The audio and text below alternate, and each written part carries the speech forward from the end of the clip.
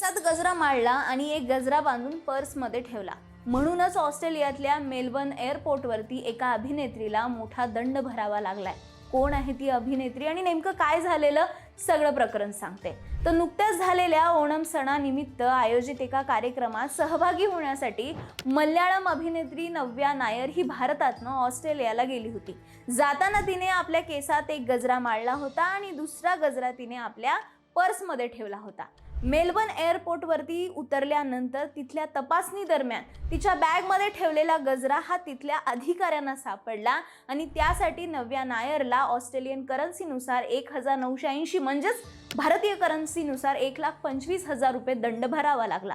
आता तुम्ही म्हणाल गजराच तर घातला होता, त्यात काय गुन्हा झाला? भारतात गुन्हा नाहीये, पण भारतातनं ऑस्ट्रेलियात गजरा घालून जाणं हा त्या देशातल्या जैव सुरक्षा कायद्यानुसार गुन्हाच ठरतो. सविस्तर सांगते. ऑस्ट्रेलियाने आपल्या नैसर्गिक पर्यावरणाचं आणि कृषी उद्योगाचं संरक्षण करण्यासाठी बायोसिक्युरिटी ॲक्ट 2015 हा कायदा लागू केलेला आहे. या कायद्यानुसार कोणत्याही प्रकारची नैसर्गिक वनस्पती, फुलं, फळं, बिया, माती किंवा प्राण्यांशी संबंधित उत्पादनं देशात आणण्यास मनाई आहे. गजरा हा ताज्या फुलांपासून बनवलेला असतो, त्यामुळे तो या नियमाच्या अंतर्गत येतो. अशा उत्पादनातनं परदेशी कीटक, रोग किंवा हानिकारक सूक्ष्म जंतू असण्याची शक्यता असते. तसंच शेतीतील पिकं आणि जनावरांमध्ये रोगराई पसरू शकते, जे ऑस्ट्रेलियाच्या स्थानिक पर्यावरणासाठी धोकादायक ठरू शकतात. म्हणूनच या कायद्यानुसार प्रवाशांनी त्यांच्यासोबत आणलेल्या सर्व वनस्पती, प्राणी किंवा खाण्यापिण्याच्या वस्तूंची माहिती ही सीमा शुल्क अधिकारी म्हणजेच कस्टम्सकडे देणं बंधनकारक असतं.